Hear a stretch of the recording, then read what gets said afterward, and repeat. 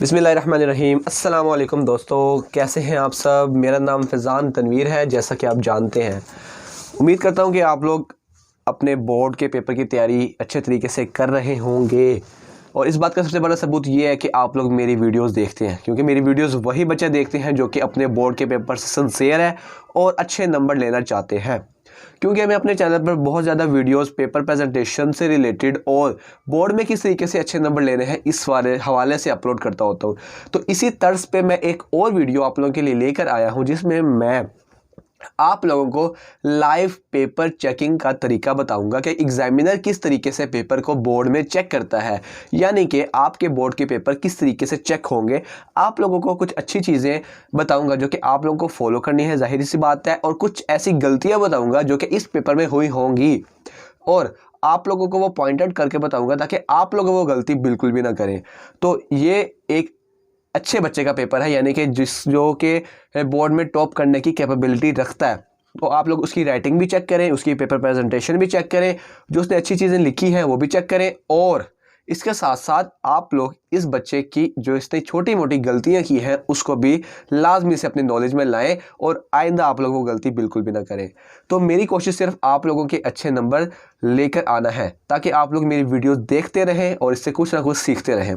तो इसलिए आप लोग चैनल को सब्सक्राइब भी कर सकते हैं। और अगर वीडियो पसंद आती है, ये मेहनत मेरी पसंद आती है आप लोगों के लिए, तो इसको लाइक लाजमी से कीजिएगा ताकि मैं इस तरह की और वीडियोस भी अपलोड करूं। तो आज की वीडियो की तरफ चलते हैं। सबसे पहले अब देखें, ये जो पेपर है ये बिल्कुल एक बोर्ड के तर्ज का पेपर है, ठीक है। ये बिल्कुल आप लोगों को बोर्ड के पेपर में इसी तरह का ही इसी एक दस्ता मिलता है, जिस पे फ्रंट साइड पे आप लोगों ने चीज़ें मेंशन करनी होती हैं, फॉर्म फिल करना होता है, और दूसरी साइड पे आप लोगों ने अपना एमसीक्यूज यानी कि ऑब्जेक्टिव को लगाना होता है, और दरमियान में आपको कुछ शीट्स मिलती हैं जिस पे आप लोगों ने अपना जो पेपर है वो करना होता है। अब ये उर्दू का पेपर है, तो मैं आपको थोड़ी सी चीज़ें बता देता हूँ कि उर्दू के पेपर में आपके पास ऑप्शन होती है कि आप इंग्लिश की तरह लेफ़्ट टू राइट चलें, या आप लोग नॉर्मली जिस तरह आप उर्दू में राइट टू लेफ्ट चलते हैं पेपर में इस तरीके से चल सकते हैं। ये आपकी मर्जी है, लेकिन जो चीज़ प्रेफरेबल है, अप्रिशिएटेबल है, वो है कि आप लोग इसको लेफ़्ट टू राइट इंग्लिश वाले पैटर्न की तरीके से करें, यानी कि यहाँ से लिखना शुरू करें और इसी तरह आगे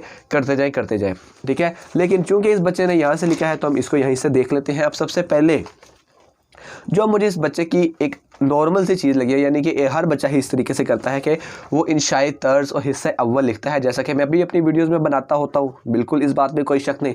लेकिन अगर आप लोग देखें तो इस बच्चे ने यहाँ पर बहुत ज़्यादा ऊपर करके लिखा हुआ है। मैं आप लोगों से ये चीज़ कहूँगा कि आप लोग पहली लाइन छोड़ें, उसके बाद हिस्सा इंशाई है थोड़ा सा बड़ा करके एक लाइन छोड़ के फिर हिस्सा अव्वल बड़ा सा करके फिर एक लाइन छोड़ के सवाल नंबर लिखे, तो इससे आपकी पेपर की खूबसूरती में इजाफा होगा, ठीक है। तो अब इस बच्चे ने इस तरीके से किया है तो हम लोग इसको कुछ कह नहीं सकते। आप लोगों ने इस गलती से, ये गलती तो नहीं है, एक नॉर्मल सी चीज़ है, लेकिन आप लोग इसको अच्छे से अच्छा बनाने की कोशिश करें। इसके बाद सवाल नंबर है, सवाल नंबर के बाद उसका जुज़ नंबर यानी कि पार्ट नंबर है, और सवालात देख रहे हैं आप लोग। राइटिंग भी देखिए, आप इस बच्चे ने काफ़ी अच्छा पेपर किया हुआ है, दिखने में बहुत खूबसूरत लग रहा है, तो आप भी इस तरीके की राइटिंग कर सकते हैं, इस बात में कोई भी शक नहीं है। तो क्वेश्चन नंबर 1 के बाद अब यहाँ पर सवालात हैं। अब सवालात में देखें, जो इतनी लेंथ का सवाल होता है ना उर्दू का, वो एक अच्छा सवाल कंसीडर किया जाता है, उसको 2 नंबर मिलने चाहिए। लेकिन जिस तरह ये 2 लाइनों का सवाल है, ये भी इसके भी आपको 2 नंबर मिल सकते हैं। लेकिन मैं जो बात आपको बताना चाहता हूँ वो ये है, यहाँ पर देखें, यहाँ पर सिर्फ एक इसने सवा लाइन का इसने सवाल किया हुआ है, यानी कि एक लाइन पूरी और थोड़ा सा। इसमें एग्जामिनर को मसला आता है कि बच्चे को 2 नंबर दे या हाफ नंबर दे या 1 नंबर दे, ठीक है। तो आपने कोशिश करनी है कि इस सवाल को मिनिमम 2 लाइनों पर लाजमी से लेकर जाएं, ताकि 2 नंबर पे आप लोग लेके जाएंगे इसको 2 लाइनों पे, तभी आपको 2 नंबर मिलने के चांसेस बढ़ सकते हैं, ठीक है। तो ये आप लोगों ने इस चीज़ का एहतियात करनी है लाजमी से। इसके बाद दोबारा आप देखिए, यहाँ पर एक छोटी सी मिस्टेक है कि ये एक कोटेशन है, तो इसको इन्वर्टेड कॉमास में होना चाहिए, तो इसको इन्वर्टेड कॉमास आप लोग लगाइएगा, ठीक है। मैं आप इसका एज ए पेपर चेकर, इसको मैंने पहली बार ये पेपर नहीं देखा, ठीक है, मैं पहली बार आपके साथ ही ये पेपर देख रहा हूँ, तो जो मुझे मिस्टेक नज़र आ रही है मैं उसको पॉइंट आउट करके आप लोगों को बताता जा रहा हूँ। इसके बाद यहाँ पर एक छोटी सी गलती कि सवाल नंबर पहले लिखा जाता है और जिस सवाल होता है मरकज़ी ख्याल का, उसकी हेडिंग बाद में दी जाती है, तो इस चीज़ का आप लोगों ने ख्याल रखना है। और उसके बाद आप लोगों ने नज़म का उन्वान हम लिखना है, उसके बाद शायर का नाम भी लिखना है, माखज़ नहीं लिखना होता। مرکزی خیال میں آپ کو ماخذ لکھنے کی ضرورت نہیں ہے، صرف نظم کا عنوان اور شاعر کا نام ہی آپ لوگوں نے لکھنا ہے، ماخذ لکھنے کی ضرورت نہیں ہے۔ اور یہ غلطی تو بالکل بھی نہیں کرنی جو کہ یہاں پر کی گئی ہے، کوئی بھی نہیں، یہ چیز لکھنا ضروری نہیں ہے، بالکل بھی اچھا نہیں ہے۔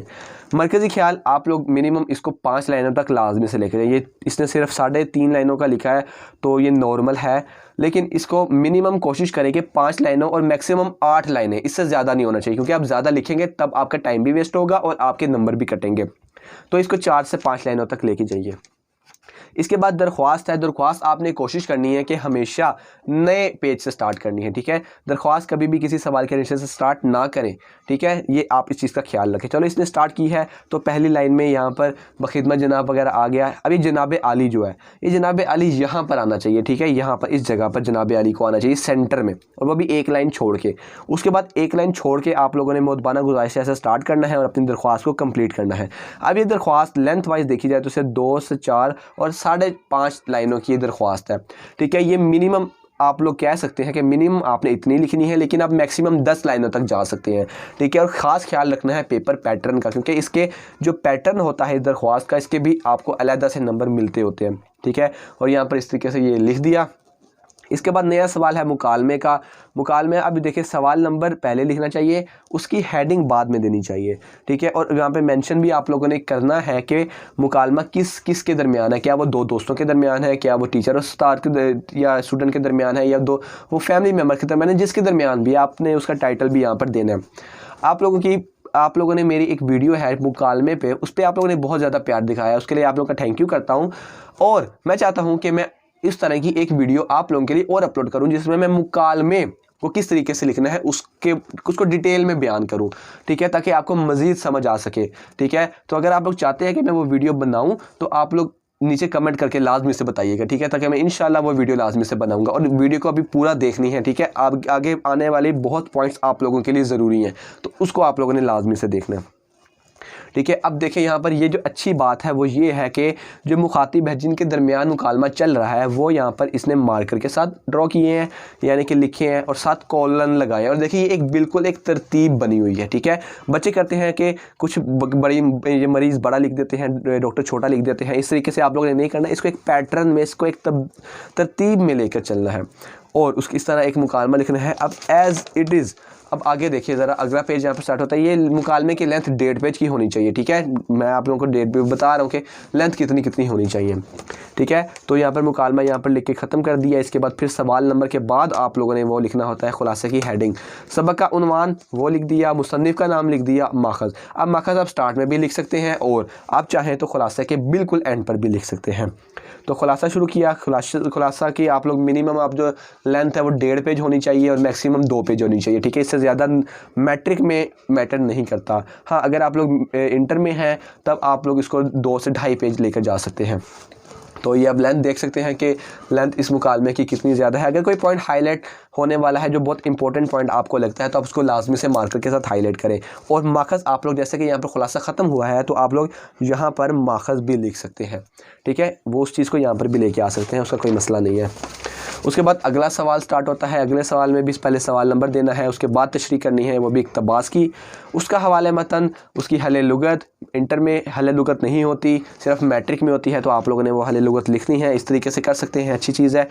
اس کے بعد جو کہ اس نے سب سے امپورٹنٹ پوائنٹ مس کیا ہے وہ ہے سیاق و سباق لکھنے کا۔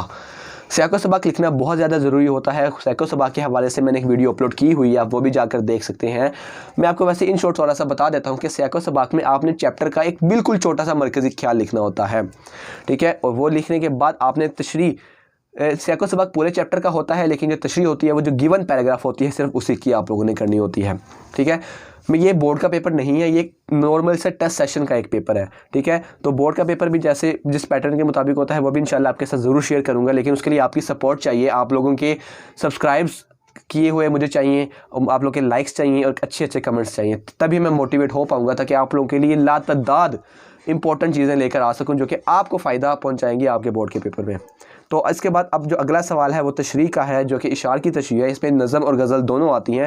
تو ابھی سب سے پہلے نظم کی تشریح ہے، تو اس کا نام، شاعر کا نام اور یہ ماخذ لکھنے کی ضرورت نہیں ہے، ٹھیک ہے۔ اس کے بعد مفہوم کی آپ نے ہیڈنگ دینی ہے، جو شیئر دیا گیا ہے اس کا مفہوم لکھنا ہے، 2 لائنوں کا بہت ہے۔